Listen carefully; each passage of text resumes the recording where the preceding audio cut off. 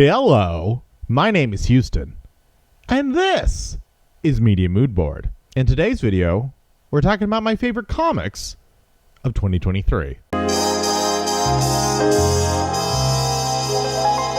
Yes, my name is Houston, and this is Media Mood Board, a weekly show about hyper-specific entertainment lists. Each week in December, I'm counting down my best of list for a bunch of different mediums, books, games, movies, comics. This week, my favorite comics. Before we jump into the list proper, I want to just list a few honorable mentions, things that I enjoyed but did not make my top 5. At the top, I want to say I mostly read like graphic novels, trade paperbacks, and like zines. So first I want to call out 2 fun serialized stories from this year that are part of my honorable mentions. Silver Surfer, Ghostlight. There's some really, really fun sci-fi ideas at play here in this kind of mini, I think it's about 6 issues, written by the Eisner Award-winning John Jennings and illustrated by the guy who did Bitch Planet. I don't read very many superhero comics, but I love it when they either get really human or really galactic, and this definitely falls on the side of the galactic. I also want to shout out Harrower. Super fun art in this.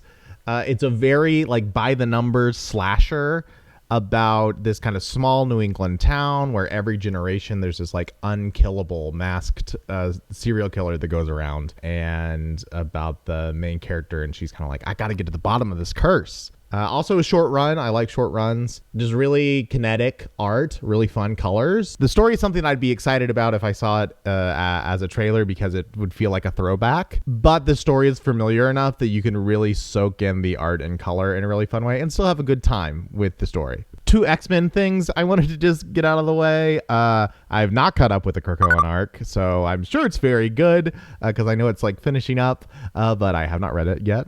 And Michael Allred is an artist I like a lot. He did the next installment in the X-cellent series. I loved the art in it. The story was just okay, though. So shout out to his art. Some other fun non-serialized comics. I really liked Girl Juice, which is this kind of silly, goofy, cute gag strip. I describe the tone as kind of like if Lena Dunham's Girls was Azumanga Daioh. Monica, which is comics bigwig Daniel Klaus's newest collection of interrelated short stories. The colors are incredible in it. And then I continue to recommend the webcomic Kingly, which is this incredible strip posted on storyboard artist Nick Edwards' Instagram. He worked on things like Clarence and Uncle Grandpa and Summer Camp Island.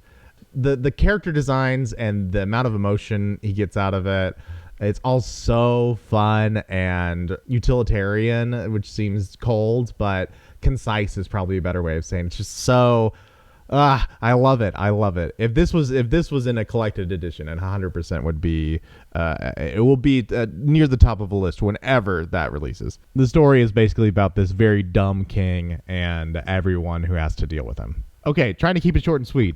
Let's get on to the list. Number 5. Are You Willing to Die for the Cause by Chris Oliveros. Are You Willing to Die for the Cause is a highly researched docucomic about the evolution of the Quebecois militant separatist group, the FLQ. It's broken up into chapters based on the significant leaders of the group and spans its small activist beginnings to its bombing scandals.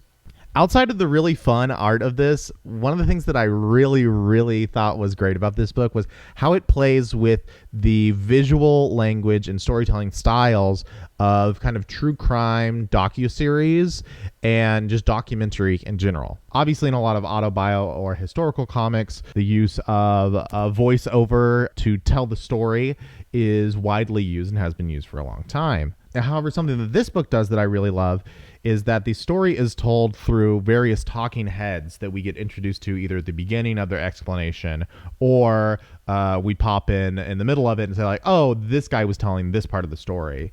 They're all unreliable narrators, and much like a documentary, sometimes a question will be asked or a story will stop abruptly because the person don't want to talk about it anymore, or when they say something you're like, okay, I can't really believe what I'm seeing on screen. One of the other interesting things about having this kind of documentary structure is when you start thinking about it in the terms of a documentary, you start thinking, okay, are these things that I'm seeing on the panels, are they reenactments? Are they like footage that was found, like archival footage type of thing? Or is this us seeing the actual event? I honestly really would have loved if they played with that idea a little bit more. That movie May December recently came out, which kind of takes a inspiration from a real life event and then plays with the conventions of a soap opera. So did things like Twin Peaks.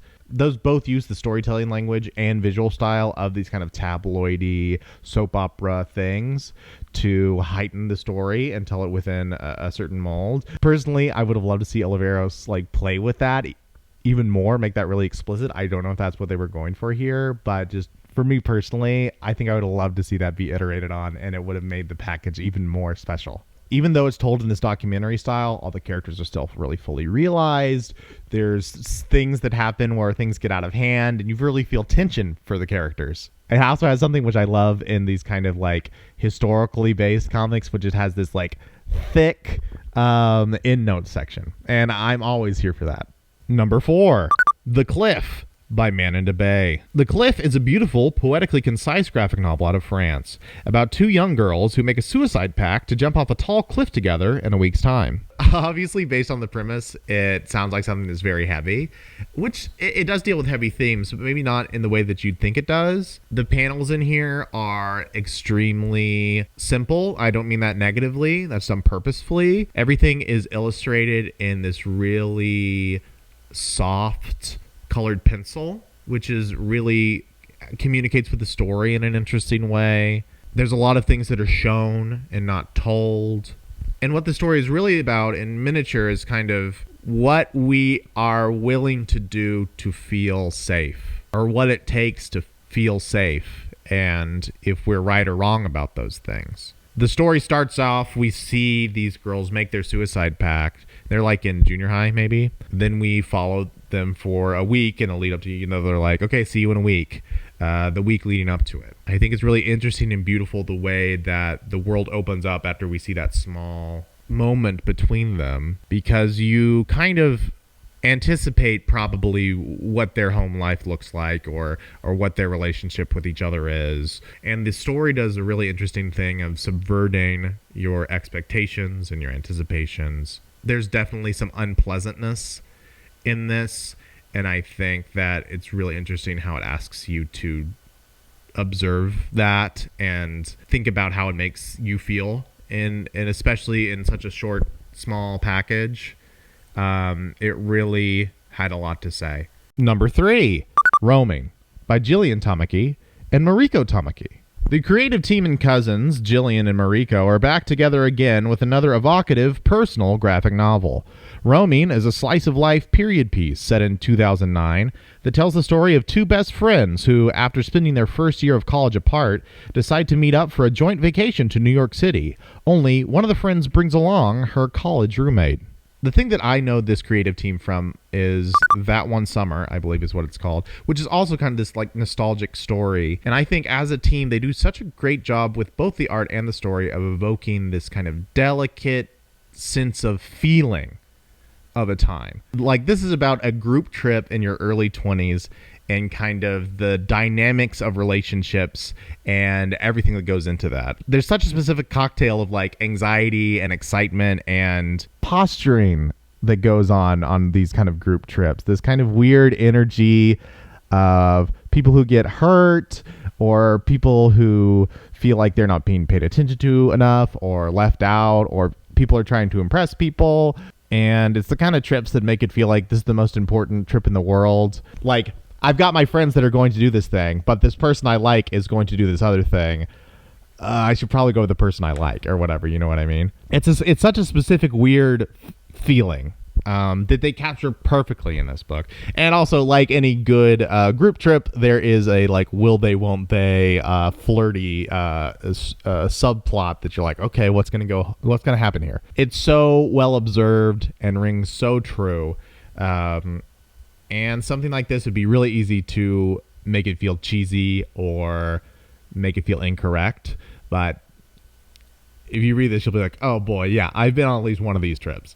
And that's something that's really special to be able to capture in a story. Number 2, Blood of the Virgin by Sammy Harcum. Iraqi Jewish immigrant Seymour is a down-on-his-luck film editor for low-budget horror movies in 1970s Los Angeles, who's forced to tackle a different side of the industry when his script gets greenlit. Sammy Harcum's art is, like, incredible. You might know him from, like, Crickets, which is where Blood of the Virgin was originally serialized. It's, like, his 8-ball. He's also the editors of the anthology Kramers Ergot. Blood of the Virgin starts out as a story that I've seen told well before. Low-budget filmmakers fighting against the odds to make a movie, and you're kind of seeing, you're like, okay, this movie's not really actually that good, but they're really struggling to make it, and I hope they do. Which has been told and told well before. I think this is the best version I've seen of that in comic form. But what I think really elevates this comic is at the beginning, we do start with this more typical story, and we are looking specifically at Seymour's home life and what it looks like on set and trying these really early stages of it and these sacrifices that he's making, etc. But as the story goes on and as the production of the film goes on, the kind of conversation that Harcum's trying to have really blows up. He starts introducing stories that, rather than have anything to do with the plot, are having conversations with the plot. Things that take place a long time ago that asks you to make the connection. Things that aren't typical, or will tangent off into a backstory that informs a minor character that has you thinking about the main characters differently. These sections are really powerful in what they do for not only in their kind of encapsulated sections, but the book as a whole, and really makes Blood of the Virgin more than the sum of its parts. And also, I want to emphasize the art and panel work and color in this is incredible. And finally, my number 1, Juliette, or The Ghost Return in the Spring, by Camille Jordy. Hoping for a break from draining city life, Juliette returns home, only to be immediately plopped into the middle of the eccentric goings-on and drama of small-town life. This is another French graphic novel. It was originally written in 2016, but only got its English translation this year. The energy in this comic, the vibe, is just incredible. Incredible. A+. The plot isn't crazy. It's just kind of this cozy, European domestic drama that takes place in a small town. It feels like a 6-episode miniseries that you'd find, and you're like, wow, the BBC really knew what they were doing. Everyone kind of like knows each other in this small town, and they all have really strong opinions on things, and the book has incredible specifics. Juliette lives in Paris. She comes home to her family. Her sister is married with kids and kind of has a chip on her shoulder because she stayed home while her sister left, and she feels like she's the only one who has responsibility in the family. She's taking care of her parents and things like that. She's also having an affair with a guy that works at a costume shop, and every time they rendezvous, he's wearing a different elaborate costume. Juliette's mom and dad have become estranged since she's left, and her mom has become this artist in town and is always dressing really extravagantly.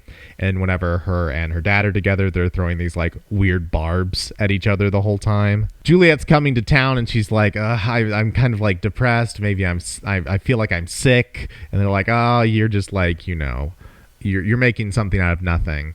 And she runs into this kind of mopey alcoholic that's like way below her standards, but he's kind of sweet, and they end up like finding a baby duckling that they try and like raise together. The way that all these stories kind of weave together is just so delicate and beautiful. The whole comic has this incredible sense of place.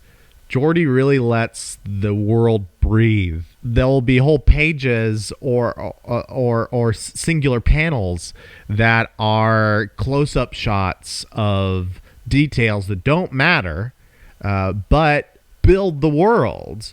You'll see an insert shot of a nightstand filled with makeup and skincare or whatever, and it doesn't mean anything to the plot, but you can tell by all of the little trinkets that they have there what kind of space this is. And this happens constantly throughout the story, no matter where we are, even if it's just going on the train, if it's meeting up with somebody. You really get a sense of pace this creates. This is this slow, deliberate, pastoral pace to it. It's mesmerizing in the way that a cozy movie is mesmerizing. It's also just such a beautiful human story. All the characters feel very real and interesting. I can't wait to read it again. What was your favorite comic of 2023? I'd love to know. Next week, I'll be back with my favorite games of 2023. If you liked what you saw here, you can follow us on Letterboxd or here on YouTube.